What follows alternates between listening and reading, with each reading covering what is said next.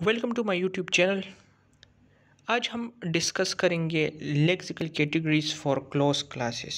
इससे पहले लेक्चर में हमने क्लोज क्लासेस के बारे में डिस्कस किया था और उसमें हमने 3 क्राइटेरियाज को पढ़ा था, जिसमें हमारे पास सिंटैक्टिक क्राइटेरिया था, सिमेंटिक क्राइटेरिया था और मॉर्फोलॉजिकल क्राइटेरिया था। आज के लेक्चर में हम क्लोज्ड क्लासेस को डिस्कस करेंगे, जिसमें हमारे पास प्रीपोजिशन है, डिटर्मिनर्स है, सबऑर्डिनेटर्स है, कॉम्प्लीमेंटाइजर्स है और ऑक्सिलरी वर्ब्स हैं। तो इसको आज हम डिटेल से डिस्कस करेंगे। तो लेक्सिकल कैटेगरीज में क्लोज क्लासेस वो होते हैं जिसमें फर्दर इजाफा नहीं होता किसी वर्ड्स का। फॉर एग्जांपल अगर हम नाउन को देखें तो नाउन में दिन ब दिन इजाफा हो रहा है, नई चीज़ें डिस्कवर होती हैं और वो नाउन में ऐड हो जाती है। लेकिन जो हमारे पास प्रीपोजिशन है तो ये क्लोज क्लास है, यानी इसमें किसी प्रीपोजिशन का इजाफा नहीं होता। अगर हम प्रीपोजिशन की जनरली बात करें तो प्रीपोजिशन हमारे पास सेंटेंस में नाउन की पोजीशन को शो करता है या नाउन का दूसरे नाउन के साथ क्या रिलेशनशिप है उसको शो करता है।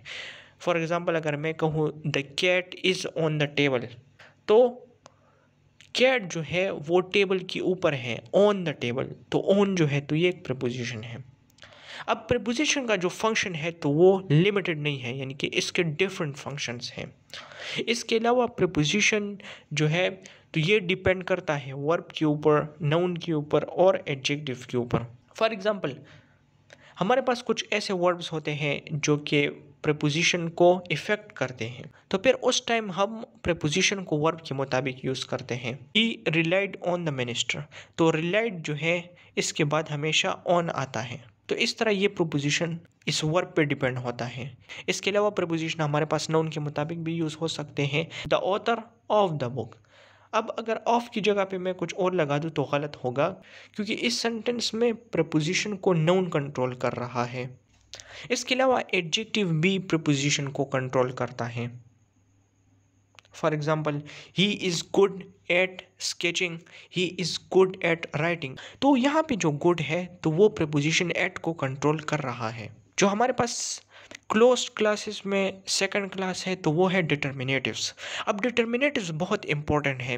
कुछ लोगों को लगता है कि डिटर्मिनेटिव्स या डिटर्मिनर में हमारे पास सिर्फ आर्टिकल्स हैं, लेकिन ये गलत है, क्योंकि डिटर्मिनेटिव्स में हमारे पास ना सिर्फ आर्टिकल्स होते हैं बल्कि इसमें हमारे पास और भी चीज़ें होती हैं जिसको हम अभी डिस्कस करेंगे। अब सबसे पहले डिटर्मिनेटिव्स क्या हैं। Determinative are words that come before nouns and their function is to limit the meaning of noun. देखिए, डिटर्मिनेटिव हमेशा नाउन से पहले आते हैं और इसका जो फंक्शन होता है तो वो नाउन की मीनिंग को लिमिट करना होता है। फॉर एग्जाम्पल अगर मैं आपसे पूछूं कि आपके पास कितने एप्पल हैं, तो आप मुझे बताएंगे आई हैव 2 एप्पल्स। तो ये जो 2 एप्पल्स हैं ये हमारे पास डिटर्मिनेटिव्स हैं। यहाँ पे 2 जो है तो वो इस नाउन की एप्पल्स की तादाद को लिमिट कर रहा है। जो नाउन एप्पल है तो वो अनलिमिटेड है और डिटर्मिनेटिव्स इसको रेंज में ला रहा है, इसको कंट्रोल कर रहा है। हमारे पास डिटर्मिनेटिव्स की एग्जांपल है the, her, many, this etcetera. इसके अलावा डिटर्मिनेटिव्स की फिर हमारे पास सब कैटेगरीज हैं।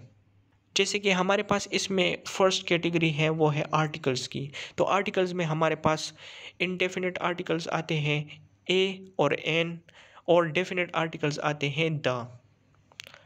इसके अलावा इसमें हमारे पास डेमोन्स्ट्रेटिव्स भी होते हैं। अब डेमोन्स्ट्रेटिव्स जो है तो वो किसी चीज़ की तरफ इशारा करने के लिए यूज़ होते हैं। फॉर एग्जांपल अगर मैं कहूँ दैट बुक इज़ माइन या दीज आर माई बुक्स, तो ये हमारे पास डिटर्मिनेटिव्स है। इसमें हमारे पास द, दैट, दीज, दोस। इसके अलावा पोजेसिव्स जो है तो ये भी हमारे पास डिटर्मिनेटिव्स हैं। My book, my car, our, their. Quantitative adjectives जो है तो ये भी हमारे पास डिटर्मिनेटिव्स में इंक्लूडेड है, जैसे कि सम, फ्यू, नो, मैनी, ऑल। इसके अलावा इसमें हमारे पास न्यूमेरल्स भी इंक्लूडेड है। न्यूमेरल्स को हम कार्डिनल्स भी कहते हैं, जैसे कि 1, 2, 3 बुक्स, 4 बुक्स, 2 कार्स। इसके अलावा हमारे पास ऑर्डिनल्स है, जैसे कि हम कहते हैं the second house, the third house या the first book, the second book. तो ऑर्डिनल्स में हमारे पास ऑर्डर इंक्लूड होता है, जैसे कि first, second, third, fourth, fifth. अब जो डिटर्मिनर्स का जो चॉइस है तो ये डिपेंड होता है नाउन की टाइप पे, यानी काउंटेबल नाउन किसी और टाइप का डिटर्मिनर लेगा और अनकाउंटेबल नाउन किसी और टाइप का डिटर्मिनर लेगा। For example, there was not much food but the guests were many. तो देखिए यहाँ पे दोनों चीज़ों का सेम मतलब है कि जो फूड था तो वो कम था, मच, फूड के साथ यहाँ पे मच यूज़ हुआ है। अब ऐसा क्यों है? क्योंकि फूड जो है तो ये हमारे पास अनकाउंटेबल नाउन है, जबकि गेस्ट जो है तो ये हमारे पास काउंटेबल नाउन है, यानी हम गेस्ट को काउंट कर सकते हैं। तो इसके लिए ये गेस्ट के पास हमारे पास मैनी यूज़ हुआ है और अनकाउंटेबल नाउन फूड के लिए हमारे पास मच यूज़ हुआ है। हमारे पास जो द है, एन है, मई है, the, this, that, some, any etcetera, इसको सेंट्रल मेंबर्स कहते हैं। इसके अलावा हमारे पास है पोस्ट डिटर्मिनेंट्स। तो पोस्ट डिटर्मिनेंट में हमारे पास है all and both. For example, all the people, all the money, या बोथ द स्टूडेंट्स। तो ये भी हमारे पास डिटर्मिनेंट्स हैं।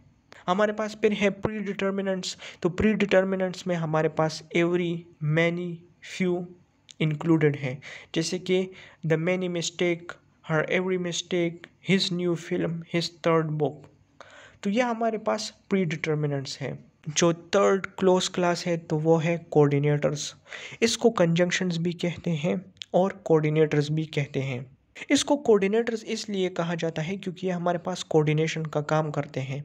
ये हमारे पास दो इंडिपेंडेंट सेंटेंसेस को कंबाइन करते हैं या दो वर्ड्स को एक साथ कंबाइन करते हैं। फिर इसमें भी हमारे पास टाइप हैं, जैसे कि हमारे पास इसमें है मेन कोऑर्डिनेटर्स। तो मेन कोऑर्डिनेटर्स में हमारे पास एंड और है। अब एंड और को हम क्यों मेन कोऑर्डिनेटर्स कहते हैं? क्योंकि ये हमारे पास हर लेवल पे यूनिट को कंबाइन करते हैं। फॉर एग्जांपल, ये हमारे पास क्लॉजेस को भी कंबाइन करते हैं, फ्रेजेस को भी कंबाइन करते हैं और वर्ड्स को भी कंबाइन करते हैं। For example, it was raining and I did not have an umbrella. तो यहाँ पे अगर हम देखें तो इट वाज रेनिंग ये एक इंडिपेंडेंट क्लॉज है। I did not have an umbrella ये भी हमारे पास इंडिपेंडेंट क्लॉज है। तो इन दोनों इंडिपेंडेंट क्लॉज को कंबाइन किया है एंड ने। सेकेंड एग्जाम्पल में अगर हम देखें तो John and his father went outside. तो यहाँ पे जॉन जो है तो वो एक नाउन फ्रेज है, हिज फादर वेंट आउटसाइड ये एक इंडिपेंडेंट क्लॉज है। तो एंड और हमारे पास सेंट्रल कोऑर्डिनेटर्स हैं। फिर हमारे पास है लेस सेंट्रल कोऑर्डिनेटर्स। अब लेस सेंट्रल कोऑर्डिनेटर्स में हमारे पास but, both, neither, either, nor and not included है। ये जो लेस सेंट्रल कोऑर्डिनेटर्स हैं तो ये हमारे पास रिस्ट्रिक्टेड होते हैं, यानी एंड और को हम हर एक लेवल पे यूज़ कर सकते हैं, लेकिन लेस सेंट्रल को हम हर जगह पे यूज़ नहीं कर सकते। इसके अलावा हमारे पास कुछ ऐसे लेस सेंट्रल कोऑर्डिनेटर्स हैं जो कि पेयर्स में आते हैं, जैसे कि नाइदर, नॉर, आइदर और। तो ये हमारे पास अकेले भी नहीं आ सकते। For example, I asked them but they refuse. तो इन लेस सेंट्रल में हमारे पास सिर्फ बट ऐसा है जो कि सेंट्रल की तरह बिहेव करता है। Both Ali and Usman are late. तो अगर हम यहाँ पे देखें तो हमारे पास दो कोऑर्डिनेटर्स हैं, बोथ भी है और एंड भी है। She is arriving either now और इन द इवनिंग। तो दो कोऑर्डिनेटर्स यहाँ पे भी यूज़ हुए हैं। Neither Ali nor his father was at home. तो यहाँ पे भी दो यूज़ हुए हैं। तो इसका मतलब ये है कि लेस सेंट्रल कोऑर्डिनेटर्स जो है तो वो रिस्ट्रिक्टेड है यूज़ में और हमेशा दूसरे कोऑर्डिनेटर्स की मदद से अपना मीनिंग कंप्लीट करते हैं। सिर्फ बट जो है वो थोड़ा एक्सेप्शनल है। फिर हमारे पास है सबऑर्डिनेटर्स या कॉम्प्लीमेंटाइजर्स। अब ये बहुत इंपॉर्टेंट है क्योंकि जब आप फ्रेज का टॉपिक स्टडी करेंगे तो उसमें ये बहुत हेल्पफुल होगा। तो अब सबऑर्डिनेटर का जो फंक्शन है तो वो है एक क्लॉज को subordinate clause banana. They introduce a compliment clause, या ये हमारे पास एक कॉम्प्लीमेंट क्लॉज को इंट्रोड्यूस करते हैं। अब जो सबऑर्डिनेटर्स हैं या कॉम्प्लीमेंटाइजर है तो ये हमारे पास लिमिटेड है, यानी कि इनकी तादाद ज़्यादा नहीं है।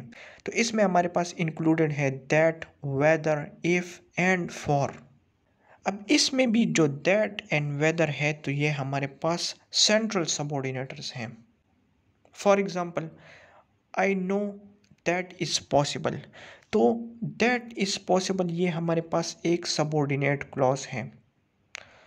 और जो दैट है तो ये हमारे पास एक कॉम्प्लीमेंटाइजर है या सबऑर्डिनेटर है। I wonder whether it is possible, तो यहाँ पे वेदर इट इज पॉसिबल एक सबऑर्डिनेट क्लॉज है और वेदर जो है तो वो एक सबऑर्डिनेटर है। अगर हम सबऑर्डिनेशन की बात करें तो सबऑर्डिनेशन में हमारे पास एक क्लॉज को दूसरे क्लॉज में एम्बेड किया जाता है। तो जिस क्लॉज को एम्बेड किया जाता है उसे डिपेंडेंट क्लॉज कहते हैं और जिस क्लॉज में एम्बेड किया जाता है उसे मेन क्लॉज कहते हैं या इंडिपेंडेंट क्लॉज कहते हैं। अगर हम इस पिछले वाले एग्जांपल में देखें तो इसमें हमारे पास जो आई नो है तो ये हमारे पास एक इंडिपेंडेंट क्लॉज है और दैट इज पॉसिबल ये हमारे पास एक डिपेंडेंट क्लॉज है। तो हमने मेन क्लॉज में एक डिपेंडेंट क्लॉज को एम्बेड किया। अब हमारे पास जो इफ़ एंड फॉर है तो इसको हम लेस सेंट्रल सबऑर्डिनेटर्स कहते हैं। अब यहाँ पे हमारे पास एक मसला आता है और वो मसला ये है कि इफ़ एंड फॉर को हम कभी कभी एज अ प्रेपोजिशन भी यूज़ करते हैं और कभी कभी एज अ सबऑर्डिनेटर यूज़ करते हैं। तो अब हम इसको कैसे फाइंड करेंगे कि यह हमारे पास सबऑर्डिनेटर है या ये हमारे पास एक प्रेपोजिशन है। तो इसका एक तरीका है। फॉर एग्ज़ाम्पल अगर मैं कहूँ आई wonder if it is possible, तो इसमें आप किस तरह मालूम करेंगे कि यहाँ पे जो इफ़ यूज़ हुआ है ये एक प्रीपोजिशन है या ये एक सबऑर्डिनेटर है। तो इसका एक टेस्ट है, अगर ये इफ़ जो है ये इस वेदर के बराबर हो तो फिर हम इसको सबऑर्डिनेटर कहेंगे। फॉर एग्ज़ाम्पल अगर यहाँ पे हम इफ़ को रिप्लेस करें वेदर से और सेंटेंस फिर भी करेक्ट हो तो फिर हम इसको सबऑर्डिनेटर कहेंगे। For example I wonder if it is possible और I wonder whether it is possible, तो दोनों का मतलब सेम है। तो दोनों का मतलब जब सेम है तो मतलब ये है कि इफ़ जो है तो ये सबऑर्डिनेटर है। अब इस सेकंड एग्जांपल में इफ़ जो है तो ये एज अ प्रेपोजिशन यूज़ हुआ है। They will mind if I invite them, तो अगर हम यहाँ पे इफ़ को वेदर के साथ रिप्लेस करें they will mind whether I invite them, तो ये हमारे पास ये सेंटेंस गलत है। तो इसलिए यहाँ पे ये एज अ प्रेपोजिशन यूज़ हुआ है। अब फॉर को हम किस तरह फाइंड करेंगे, तो देखिए हमारे पास जो दैट और इफ़ है ये दोनों हमारे पास फाइनाइट क्लॉज को इंट्रोड्यूस करते हैं। फाइनाइट क्लॉज का मतलब है वो क्लॉज जो कि टेंस हो, जिसमें हमारे पास वर्ब जो है तो वो टेंस के लिए मार्क हो, यानी कि उस वर्ब से हमें ज़माने का अंदाज़ा होता हो। For example I know that she works hard, तो अगर हम यहाँ पे देखें तो यहाँ पे वर्ब जो है वर्क्स है, तो हमें पता लग रहा है कि ये एक इंडेफिनिट टेंस है। I doubt if you can help her, अब यहाँ पे भी हमें पता लग रहा है कि ये सेंटेंस जो है तो ये एक प्रेजेंट सेंटेंस है। लेकिन फॉर जो है तो ये हमारे पास हमेशा एक इनफाइनाइट क्लॉज को इंट्रोड्यूस करेगा। इनफाइनाइट क्लॉज वो क्लॉज होता है जिसमें हमारे पास इन्फिनेटिव होता है, यानी to plus first form of verb. For example I am anxious for you to study hard, तो यहाँ पे हम टू को देख सकते हैं, to plus first form of verb, तो ये हमारे पास एक इन्फिनेटिव है और इस क्लॉज को हम एक इन्फिनेटिवल क्लॉज कहेंगे। तो इस तरह हम फॉर को भी डिटरमिन कर सकते हैं कि आया ये एक प्रपोजिशन है या एक सबऑर्डिनेटर है। तो पहले और दूसरे सेंटेंस में हमारे पास फॉर जो है वो एक प्रेपोजिशन है, जबकि तीसरे सेंटेंस में फॉर जो है वो एक कॉम्प्लीमेंटाइजर के तौर पर इस्तेमाल हुआ है। आखिर में हमारे पास है ऑक्सिलरी वर्ब्स। तो वर्ब की हमारे पास डिफरेंट टाइप्स हैं। हमारे पास मेन वर्ब भी होता है, ऑक्सिलरी वर्ब भी होता है। अब ऑक्सिलरी वर्ब की फिर हमारे पास डिफरेंट टाइप्स हैं।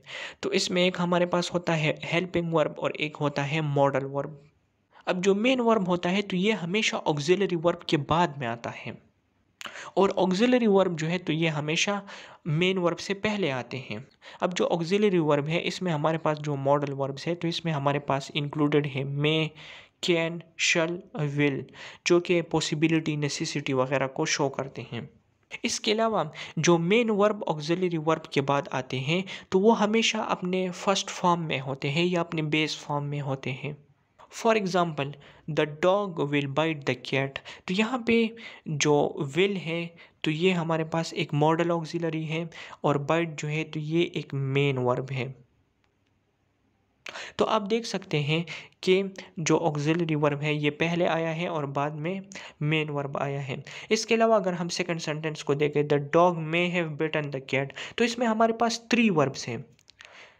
इसमें जो फर्स्ट वर्ब है तो वो मॉडल ऑक्सिलरी है, सेकंड जो है तो ये एक हेल्पिंग वर्ब है, और थर्ड जो है तो ये मेन वर्ब है हमारे पास। तो उम्मीद करता हूँ कि आपको close classes of lexical categories समझ में आया होगा। अगर आपने पहली वीडियो नहीं देखी जिसमें मैंने ओपन क्लासेस के बारे में डिस्कस किया है तो काइंडली वो वीडियो भी देख लें, और मेरे सिंटैक्स का प्लेलिस्ट भी चेक कर लें जिसमें मैंने डिफरेंट वीडियो सिंटैक्स से रिलेटेड अपलोड किए हैं। Thank you.